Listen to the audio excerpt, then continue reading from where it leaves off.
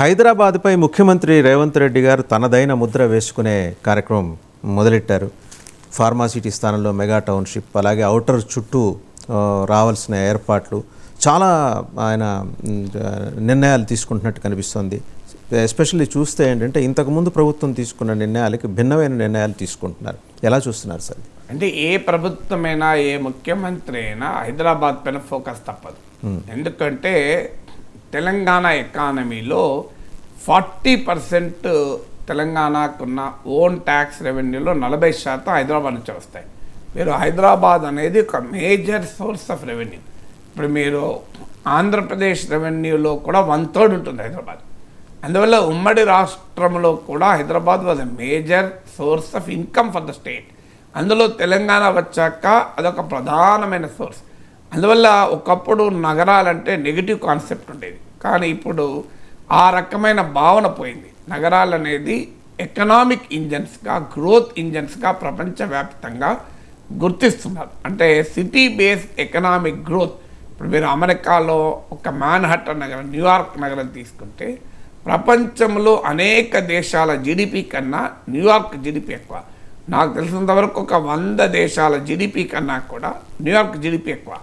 అందువల్ల ఒక్క న్యూయార్క్ నగరమే ప్రపంచంలో మోర్ దెన్ 100 కంట్రీ జీడిపి కన్నా ఎక్కువ.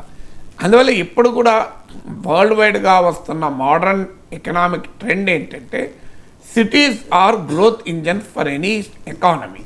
ఇప్పుడు మీకు భారతదేశ ఎకానమీలో ముంబై నగర పాత్ర, అమెరికా ఎకానమీలో న్యూయార్క్ నగర పాత్ర, ఇలా కీలకమైన నగరాలు ఆ దేశాల, ఆ రాష్ట్రాల ఆర్థిక స్థితిలో ఒక ప్రధాన భూమిక నిర్వహిస్తాయి. ఇప్పుడు కర్ణాటక ఎకానమీలో బెంగళూరు, అందువల్ల తెలంగాణ ఎకానమీలో హైదరాబాద్ అనేది గ్రోత్ ఇంజన్. రాష్ట్ర ప్రభుత్వం ఇచ్చిన అనేక సంక్షేమ పథకాలని అమలు చేయాలన్నా కూడా హైదరాబాద్ గ్రోత్ వల్లనే సాధ్యమవుతుంది.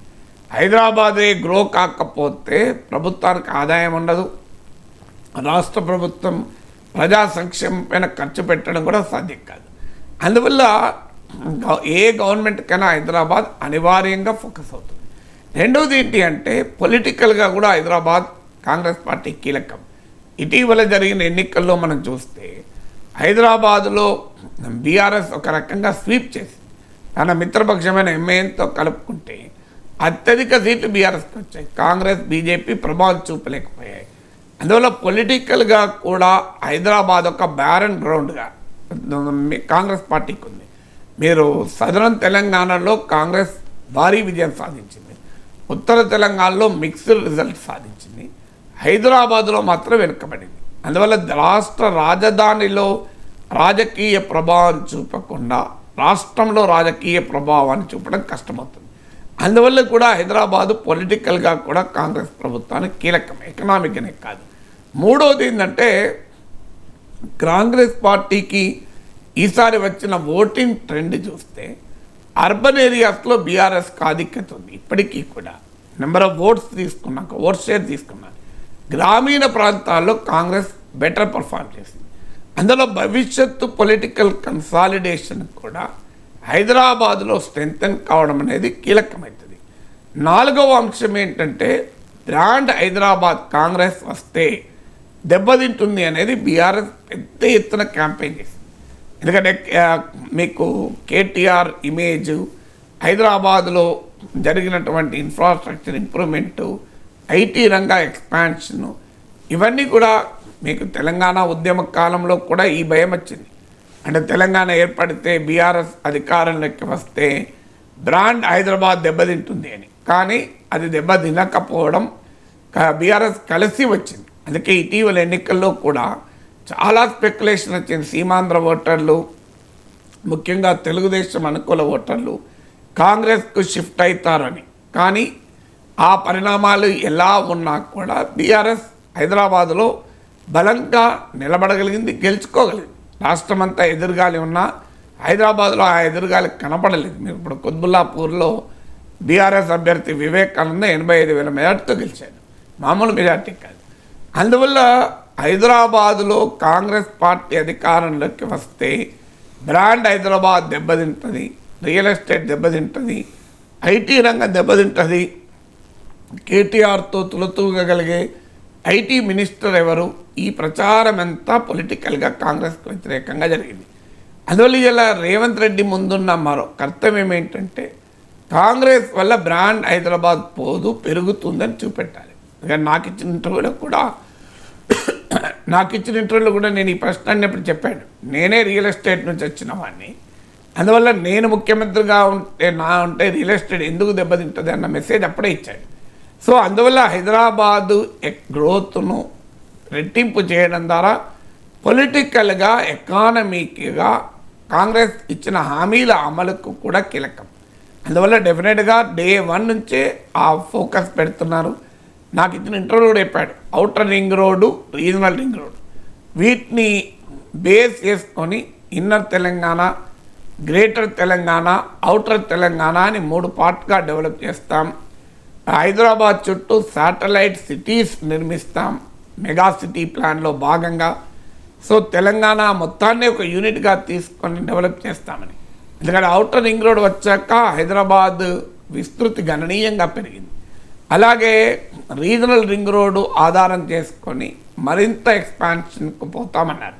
అలాగే ఇప్పుడు మీకు మూసీ రివర్ ఫ్రంట్ని కూడా ఒక పెద్ద టూరిస్ట్ స్పాట్గా డెవలప్ చేస్తామంటూ రివ్యూ చేశారు. ఈవెన్ ఎంఐఎం సభ్యుల్ని కూడా ఇన్వైట్ చేసి రివ్యూ చేశారు.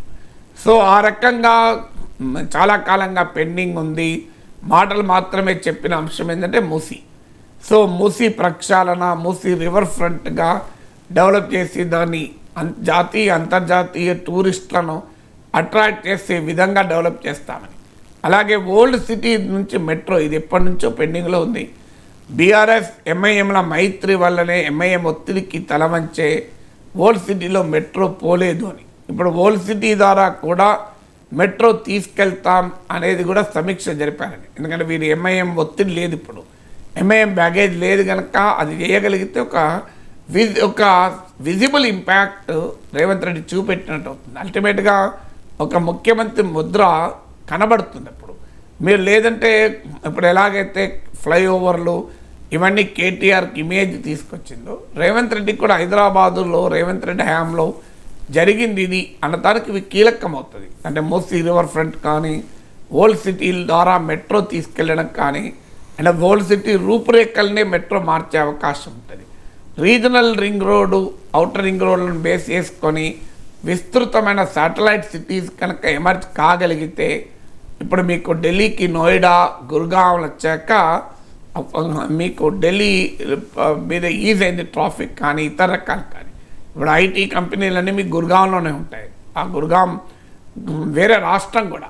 అలాగే కొన్ని ఐటీ కంపెనీలు నోయిడాలో ఉంటాయి, ఢిల్లీలో ఉన్నట్టే కానీ ఢిల్లీ కాదు. మీకు ఢిల్లీ పొలిమేరలో ఇప్పుడు గుర్గావ్లో, నోయిడాలో ఒక పెద్ద సిటీస్గా ఎమర్జాయి. సో ఆ రకంగా హైదరాబాదుకు చుట్టూ satellite cities with full public infrastructure, social ఇన్ఫ్రాస్ట్రక్చర్తో కనుక రాగలిగితే తెలంగాణ ఎకానమీకి, హైదరాబాద్ ఎకానమీకి ఒక తలమానికం అవుతుంది. ప్రభుత్వానికి కూడా ఒక మంచి పేరు వస్తుంది, రేవంత్ రెడ్డికి కూడా మంచి పేరు వస్తుంది. అయితే దాంతో పాటు చేయాల్సింది, నేను నా ఇంటర్వ్యూలో కూడా అడిగాను, ఒకప్పుడు హైదరాబాదులో ఈ మధ్యతరగతి హౌసింగ్ కాలనీస్ ఉండేవి.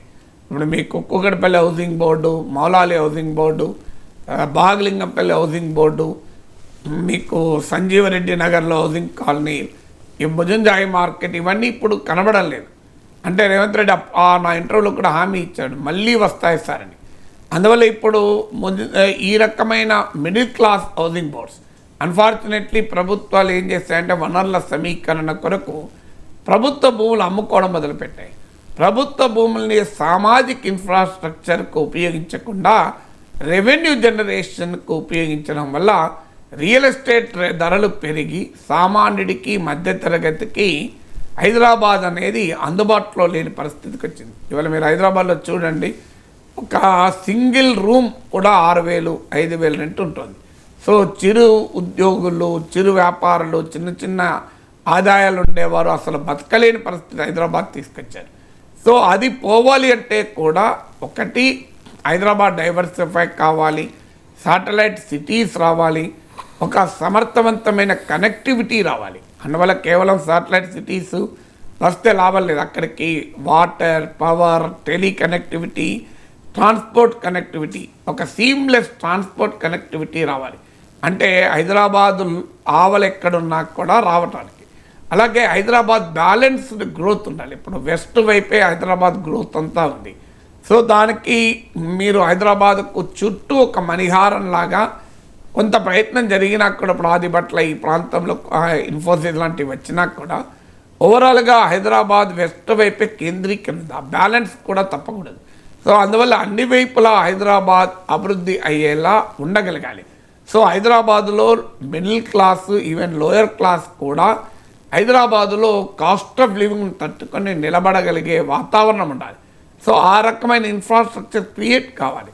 సో ఇవన్నీ చేయగలిగితే హైదరాబాద్ పైన ఫోకస్ పెట్టడం, హైదరాబాద్ ఆల్రెడీ ఒక పవర్ఫుల్ ఎకానమీ ఉంది కనుక మీరు హైదరాబాద్లో ఇన్ఫర్మేషన్ టెక్నాలజీ నుంచి మొదలుకొని డిఫెన్స్ వరకు అనేక రకాల ఎకానమీకి ఇది బేస్.